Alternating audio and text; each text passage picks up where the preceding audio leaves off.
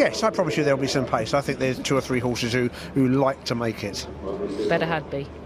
Swinkham Flame, one of those keen to go, and they're off and racing for this OLBG Mares Hurdle. Could history be in the making here? Quevega settling in the middle of the field as they go towards the first flight. Swinkham Flame touchdown in front from Epée Celeste on the outside, with Miss Milbourne prominent as well on the inside there in the check sleeves. Tracking them is Caffey as they cross the second flight. Shop DJ is in third, with Un Artiste on the rail, the green jacket. Lady Kathleen's yellow cap on the outside of Corto Shiny. Then Shadow Ella in the lime green with the black cross belts. She ranks me the grey mare on the inside of Serene Dene, the French raider. And then comes Quevega in the rear third of the field, the red jacket with the blue sleeves for Ruby Walsh, as they head on down the hill. A longish run before they get towards the next flight of hurdles. And this leader, Epée Celeste, has gone off quite strongly here. Leads by about 8 lengths. Swinkham Flame in second, from Caffey in third. Then comes Miss Milbourne, tracking Shop DJ in the sheepskin noseband with the orange cap as they go over the third flight. Mistake by Serene Dene on the outside, the French mare, who's being tracked there by Cloudy Spirit. Swing Bowler is held up towards the rear just behind Quevega, who in turn then is followed on the inside there, but as they continue between hurdles by She Ranks Me. She Ranks Me on the inside is they've got 3 or 4 behind her, and they include Alazi, who's in the blue jacket with the grey stripe, and May's Choice is held up towards the rear, the orange and green chevrons, with Kenford Grey Lady and Prima Porter, who's just about last of all on the inside. So Epée Celeste leads them up towards the next flight, towards the 4th here. Leads by about half a length to Swinkham Flame. Caffey, sheepskin noseband, just third from Miss Milbourne. Mistake there by Shop DJ. Bad mistake at the back, and a faller of May's Choice, unseated rider.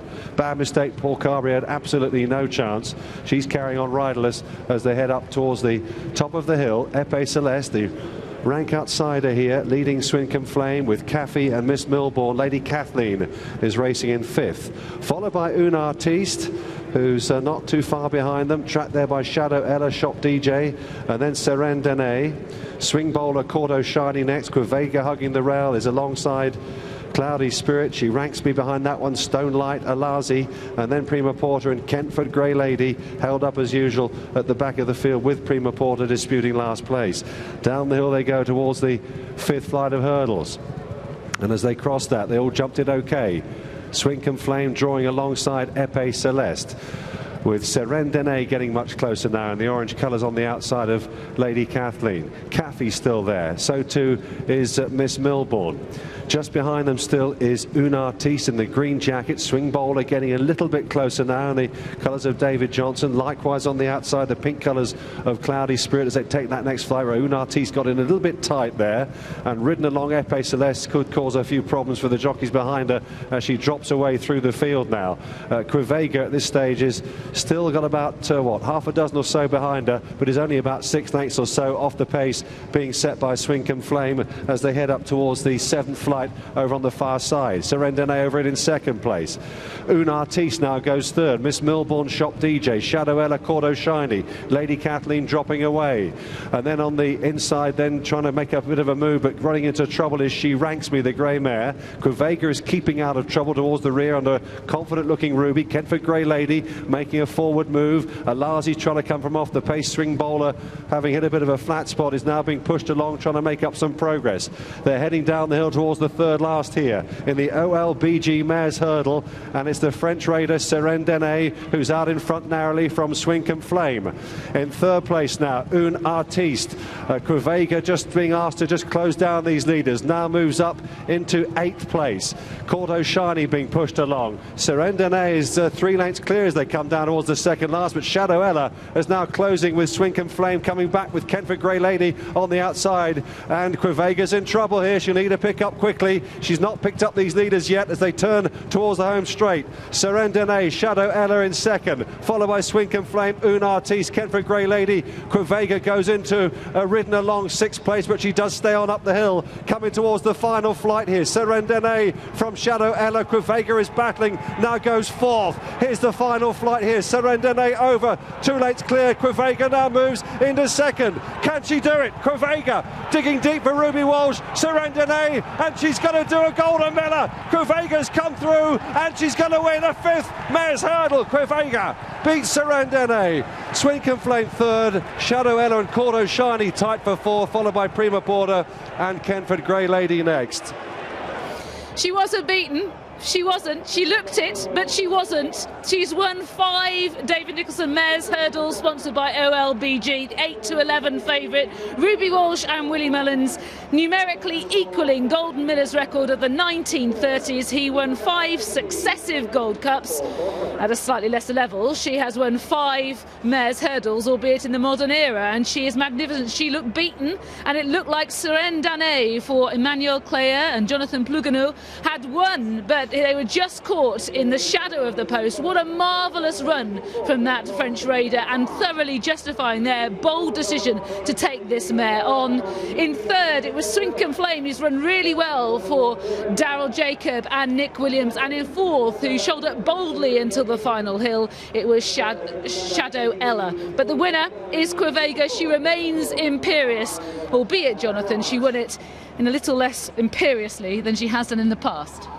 She did, and writing did look on the wall 2 out, but he's nothing if not patient, Ruby Walsh. And I mean, they did go hard, and I think he just felt he had to wait and hope, and he waited and hoped, and he was rewarded again for his patience. And she picked up in really grand style coming to the last, and well, it's fantastic. I think it knocks on the head the sort of should have gone for the world hurdle, really. I mean, this is her race, and she probably hasn't been right at her best today. Yeah, I take your point. I mean, she's 9 years of age now. Exactly. She might have gone for the world hurdle at some point. Yeah, but once she started winning this, there was never any question of it, was there? You don't go for races that you might win if you've got one that you can definitely win.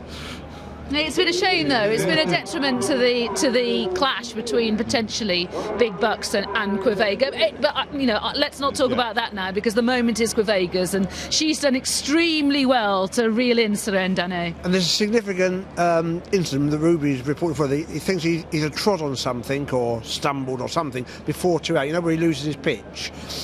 So there may be another reason why she got behind. We'll have to see in the replay, but certainly sort of lost footing slightly for whatever the reason.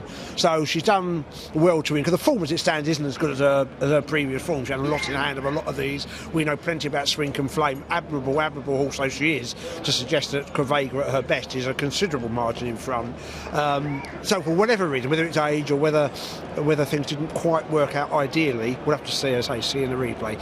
Either way, in the way that champions do, she's overcome it and she's won. Yeah, she's found a way to win. That's the thing that's remarkable about her.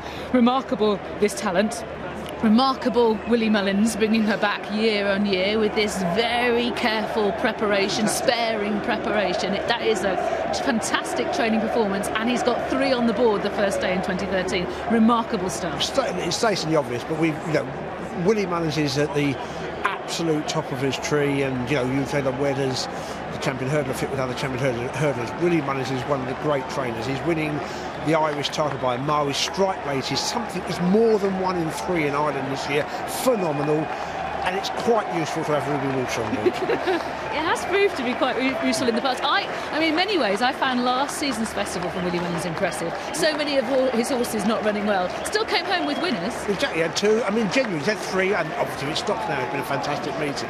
But he's so strong in the novice department, you'll be surprised if this is his last win. We are not worthy. Willie Mullins graces us. And Willie Mullins is with me again. This is just turning out to be one extraordinary day, Willie. It is, but I think I might have said to you earlier, we thought we had the team in great order coming over. This time last year, we weren't as happy coming, even though we had probably lots of fancied horses. The horses weren't as strong, we were afraid even to work them at home, because I just felt they were a little bit dead in themselves at the end of February, early March. Whereas this year, they were jumping, they're coming out through the front of the bridle, and we're much happier, and I'm delighted just to see I'm looking at the team. I think we're very happy. Everything is going well at home. I think it's either going to be a super week or maybe a big blowout, but it started off very well anyway. It started off as a super week, and this is a remarkable mare. She's a fantastic, precious mare. She's just so good. You know, she just changes gear when she wants to. Ruby rode her with a lot of confidence. The French mare, I think, but I don't know whether she was second or third. Yeah, she was second. Yeah, she ran a cracker now, nearly stole it from the front. And I'd say Ruby had in his head that for mares that were probably going too fast and that they would come back. So she was just, she's very good. She's precious. Yeah. Congratulations again, Willie. Thank you very much. Thank you. Willie. Yep. 37-27. Those numbers. Ruby Walsh's 37th festival success. Willie Mullins, the remarkable Willie Mullins, 27th festival success, and another number that counts, 5 World Mares hurdles for Quevega. And let's take a look at these significant points. I think that the incident we're talking about has already happened at that point, so we need to have a look at what happened prior to the second last and whether that was responsible for Quevega bravely getting home ahead of Sirène Danet, or whether it was just a lesser performance from her, still in victory compared to the dizzy heights of some of what she's achieved before. This is a magnificent mare, the Queen of Cheltenham. Yeah, she really is, and she jumps beautifully as well. She really does. She's really economical, and she fights like a terrier when she has to. Run her up. I mean, what a bold effort. Early mistake, but other than that, 2 out. She pinged Sirène Danet and is gone for it, only to be mown down the last 75 yards. Yeah, Sirène Danet, it's magnificent that the French have sent her over, and Emmanuel Clear has had the chutzpah to come over and think that he could have a go at Quevega. Do we think the French sort of ordered the horse over here, as a nation? You go over there and beat Quevega if you can. Allez! But she couldn't. She tried her best, but she couldn't. Instead, Quevega has won 5 times successively at the Cheltenham Festival. This race is her own. They'll probably name it after her in a while. They should do as well, because she is simply magnificent.